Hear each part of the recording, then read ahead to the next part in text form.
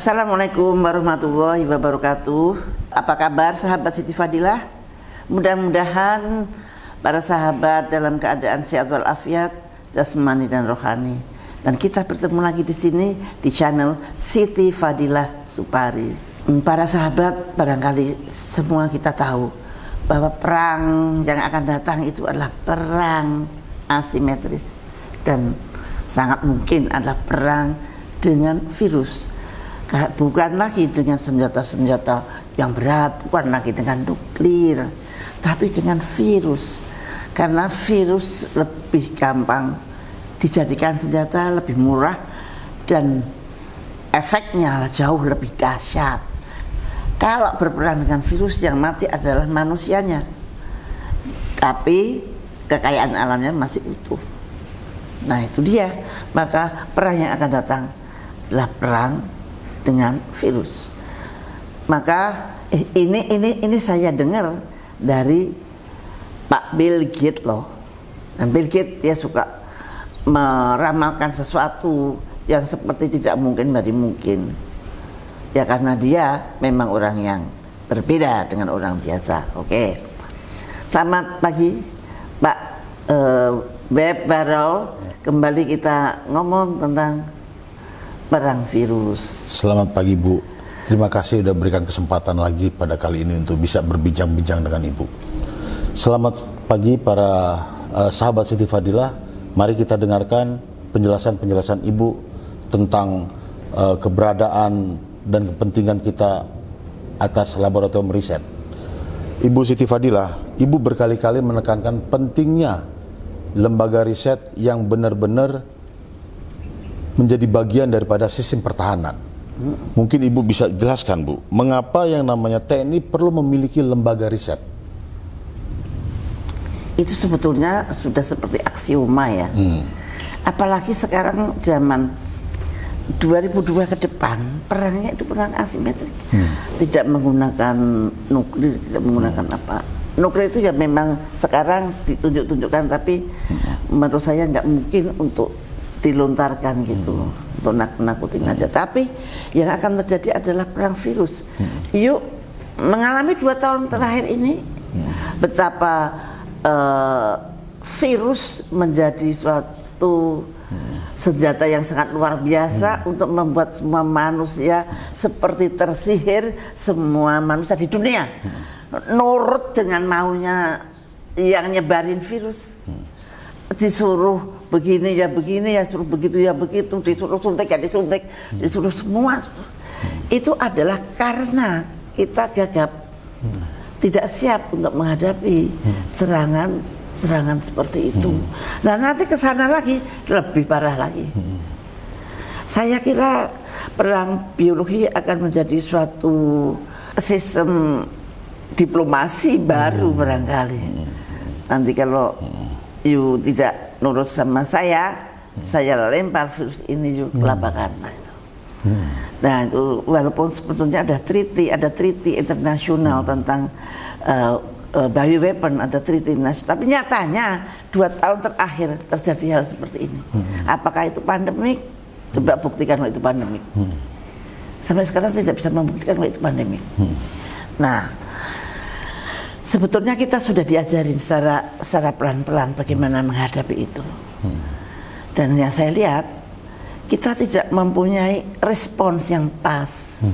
Dan karena dimulai dari Wuhan, pada waktu di Wuhan meledak, pertama kali terjadi kayak seperti granat gitu, gitu namanya outbreak pertama. Oke, outbreak pertama Anda bisa dengan kesehatan, public health response, medical response. Tetapi begitu terlihat bahwa outbreaknya tidak seperti pandemik, seharusnya para pemimpin di RRC atau Xi Jinping segera harus membauin ini kok seperti bukan pandemik. Seharusnya begitu, dengan caranya dia outbreak. Nah, tetapi itu terlewati. Jadi tidak, mestinya laboratorium canggihnya bekerja. Bagaimana virus itu bagaimana virulensinya, bagaimana penyebarannya, bagaimana reaksinya terhadap orang-orang Cina dan sebagainya, bagaimana menghentikannya, pasti sebetulnya harus bisa ditemukan di situ. Namun ternyata sampai Maret akhirnya dideklarasi sebagai epicentrum pandemik COVID-19. Nah itu pengalaman yang buruk, di mana pemerintah menanganinya tidak kurang pas menurut saya. Jadi kalau itu pandemik memang pakai medical approach, pakai public health response. Tetapi kalau itu ada unsur-unsur yang non pandemik atau bioterorisme, harus dihadapi seperti perang asimetris. Artinya misalkan BIN-nya harus turun tangan, militernya harus turun ikut berpikir, kemudian Menko Polhukamnya juga harus berpikir, dan kemudian apa di balik ini, apa kira-kira siapa kira-kira yang menyerang negara kita? Kalau negara kita yang nyerang siapa? Kenapa dia nyerang kita? Nah itu yang tahu adalah para negarawan-negarawan yang ngurus negara ini. Nah kemudian tindakannya selain medical response itu adalah langkah-langkah politik strategis untuk menghentikan serangan-serangan tersebut sebelum kerugian yang lebih besar lagi terjadi di negeri ini.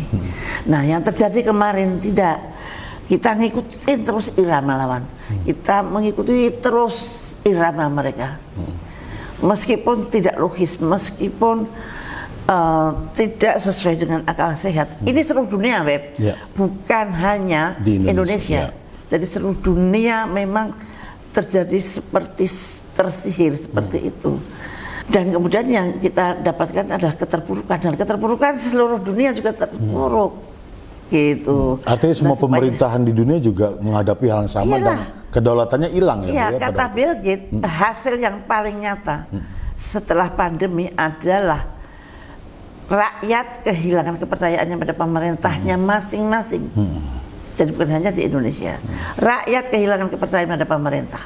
Kalau rakyat kehilangan kepercayaannya pada pemerintah, maka negara akan rapuh.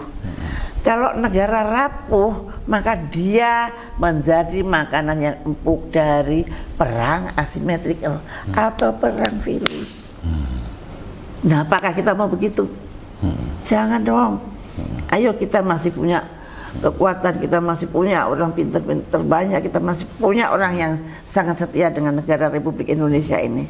Kalau orang-orang itu tidak setia dengan negara Republik Indonesia, ya jangan di negara kita gitu loh.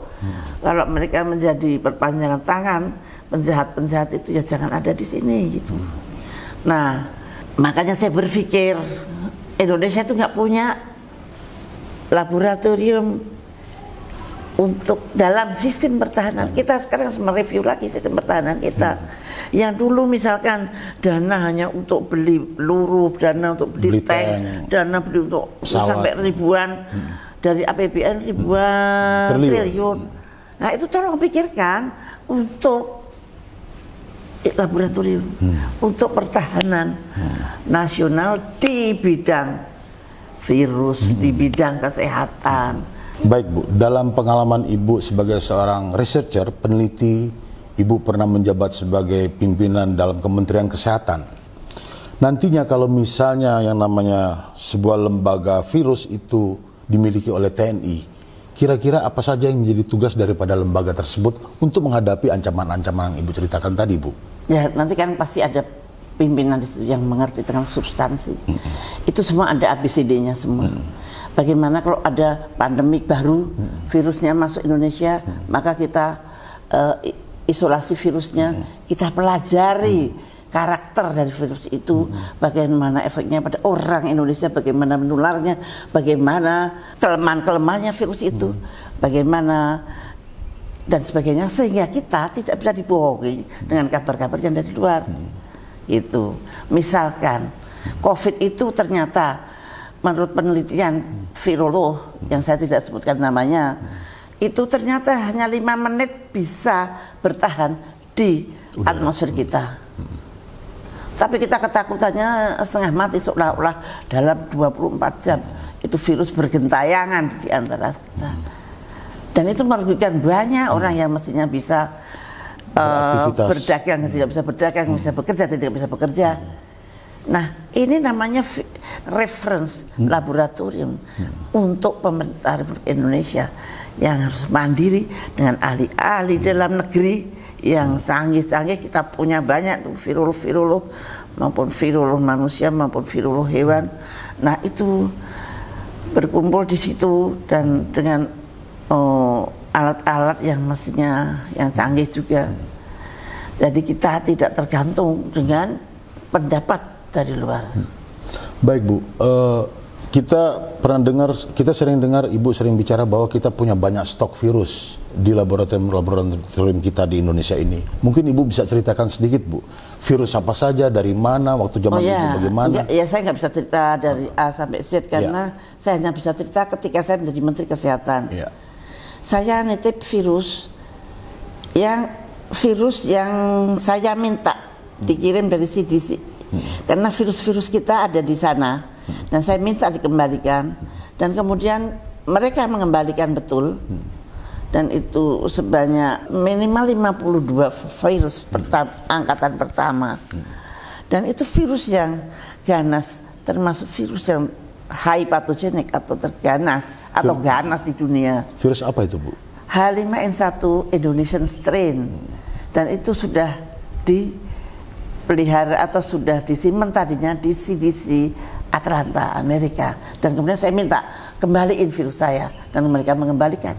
Dan kemudian saya titipkan pada Ekman, laboratorium Ekman, dan kemudian saya cek kemarin kira-kira 2 bulan yang lalu ternyata pada Prof. Amin Subandrio sebagai ketua badan Ekman, ternyata virus saya masih disimpannya di sana.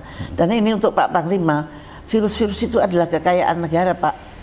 Itu adalah bisa kita simpan dan itu dikembangkan juga bisa ya Bu ya? Kita bisa mengembangkan menjadi vaksin, kita bisa mengembangkan menjadi senjata biologi juga. Nah, ini menambah kewibawaan dari sistem pertahanan kita karena kita mempunyai virus-virus yang luar biasa. Lainnya pun tidak bisa saya sebut di sini, tapi itu yang jelas ada dan itu virus-virus itu sudah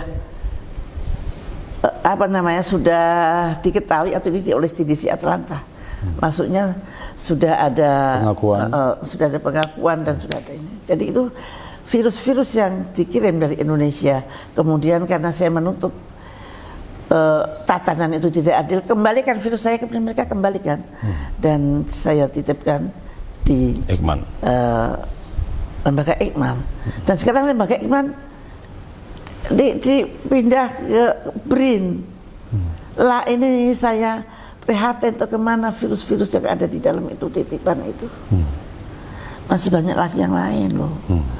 Nah itu saya mohon Pak Panglima, barangkali Pak Presiden justru memperhatikan ini bukan hal yang sepele.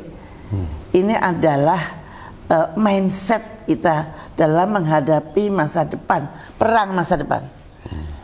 Kalau kita mindset masih perangnya kan tahun 1945 lah ya celaka, orang perangnya sekarang sudah pakai virus gitu. Nah ini mudah-mudahan ini dicermati oleh para pembuat kebijakan dan saya yakin para pembuat kebijakan bisa berpikir dan mencari atau mengeksplor what is perang asimetrik yang mungkin akan terjadi. Nah itu mudah-mudahan suara saya didengarkan oleh Pak Panglima, didengarkan oleh Pak Presiden dan untuk keselamatan bangsa dan negara ke depan. Saya memang sangat prihatin ketika mendengar Ekman dibubarkan. Banyak pegawai-pegawai yang dinonaktifkan. Tolong pegawai-pegawai yang dinonaktifkan itu periset semua segera direkrut kembali. Barangkali di dalam sistem pertahanan nasional di bidang kesehatan, tolong mereka mempunyai suatu keahlian, mereka punya suatu pengalaman tersendiri, keahlian tersendiri Sayang sekali kalau kita ingin menciptakan tenaga-tenaga ahli seperti Ekman, berapa lama, berapa mahal, dan berapa sulitnya kita baru mendapatkan tenaga-tenaga ahli seperti di Ekman. Mudah-mudahan suara saya didengarkan. Ekman itu tidak pantas untuk dijadikan sebagai laboratorium business as usual. Ekman bukan laboratorium biasa. Saya bukan di endorse oleh Ekman, saya nggak ada hubungannya dengan Ekman, tapi ini adalah berdasarkan pengalaman saya ketika saya menjadi Menteri Kesehatan. Baik Bu, kalau misalnya nantinya apa yang Ibu harapkan, yang namanya TNI akhirnya memiliki laboratorium yang seperti Ibu bayangkan itu, pada hari ini kira-kira Bu, kita menghadapi masih ada Omikron, ada Delta, ada Omikron, ada lagi yang baru, ada lagi yang terakhir yang baru lagi. Kira-kira apa yang menjadi tugas laboratorium tersebut yang harus segera dirumuskan? Ya kan dia sudah tidak bertugas lagi untuk itu. Sudah diambil alih. Nah, yang kita tanyakan pada BRIN apa yang akan bisa Anda berbuat untuk ini? Dan sebetulnya itu tugasnya Litbangkes. Litbangkes itu sebetulnya juga alatnya juga lumayan, cuman tenaganya yang menurut saya belum proper. Barangkali saya salah, maaf, tapi menurut saya belum proper karena kita butuh tenaga militer itu seperti kalau saya lihat Ekman itu tenaga-tenaganya itu militan. Nah, itu kita butuh tenaga-tenaga yang militan, tenaga orang pinter-pinter yang militan, bukan hanya pinter saja tapi pinter dan militan. Baik. Nah, kalau sekarang tentang itu kita sudah tentang Omikron, kita don't worry dengan Omikron, kita tidak khawatir lagi. Andai kan ada Delmikron pun, Delta ada, Omikron ada juga nggak apa-apa karena kita sudah melewati Delta dengan baik. Yang penting waspada, Anda jaga kebersihan hidup, cara hidup bersih dan sehat Anda lakukan, pakai prokes yang baik, itu saya kira sangat membantu. Dan ingat, Omikron itu tidak bisa dicegah. Kalau bisa dicegah, masa UK tidak bisa? Kalau bisa dicegah, masa Amerika nggak bisa nyegah? Hari ini terakhir Prancis. Nggak bisa dicegah, tetapi tidak berbahaya. Ya biarin aja ketularan, tapi tidak mati, tidak. Jadi jangan panik, jangan memenuhi rumah sakit, diobatin aja di rumah juga bisa. Nah itu, jadi anggap enteng, tetap produktif, tetap bekerja dengan baik. Gitu. Baik. Terakhir Bu, Ibu punya pesan sesuatu nggak pada Pak Presiden Jokowi sehubungan dengan pentingnya lembaga riset di bawah TNI itu? Ya, ini usul saya untuk Bapak Presiden, entah didengar atau tidak, mudah-mudahan Bapak mendengar. Tolong review kembali pertahanan nasional kita. Ke depan perang itu bukan hanya perang pakai senjata, bahkan tidak akan pakai senjata. Tapi perangnya adalah perang asimetrik yang sudah dilatih kemarin menjadi perang biologi atau perang yang menggunakan virus. So kita membutuhkan ahli-ahli virus dan laboratorium virus yang canggih.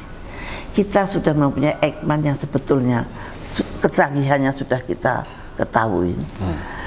Dan tolong Bapak, mudah-mudahan Ekman jangan menjadi laboratorium business as usual, bukan laboratorium untuk inovasi, bukan laboratorium untuk mempelajari sesuatu, tapi laboratorium untuk pertahanan nasional. Jadi di bawah Menhan misalkan, kalau aturannya saya nggak tahu, tapi tolong saya minta tolong pada Bapak Presiden untuk dicermati kembali kebijakan Bapak yang melebur Ekman direkrut ke BRIN. Kita butuh laboratorium canggih untuk sistem pertahanan nasional untuk tahun-tahun ke depan, dan harus mulai tahun ini juga, mulai saat ini juga kita harus siap laboratoriumnya, siap tata kelolanya, siap infrastrukturnya, siap pembiayaannya, dan siap pengelolaannya. Dan yang mimpin adalah orang yang mempunyai, yang menguasai substansi yang betul-betul sangat menguasai substansi. Jadi bukan penguasa tapi pemimpin yang menguasai substansi. Saya kira itu permohonan saya pada Bapak Presiden Joko Widodo. Mungkin Bapak tadinya nggak ngerti, kiranya itu laboratorium biasa, tapi tolong Pak tinjau kembali. Baik Ibu Siti Fadilah, terima kasih banyak atas penjelasan Ibu pada siang hari ini. Semoga benar-benar bermanfaat bagi masyarakat dan bagi pemerintah, khususnya pada Pak Presiden Jokowi dan Panglima TNI. Mudah-mudahan kita bisa segera lagi mendengarkan penjelasan-penjelasan dari Ibu untuk pendidikan pada publik. Selamat siang Bu. Ya, demikianlah para sahabat Siti Fadilah, itu hanyalah suara hati yang harus saya sampaikan. Mudah-mudahan bisa didengar oleh pembuat kebijakan, mudah-mudahan Pak Panglima mendengar, mudah-mudahan Pak Jokowi mendengar. Dan ini semua saya prihatin karena saya memikirkan keselamatan bangsa dan negara ke depan. Mudah-mudahan ada manfaatnya. Wassalamualaikum warahmatullahi wabarakatuh. Waalaikumsalam.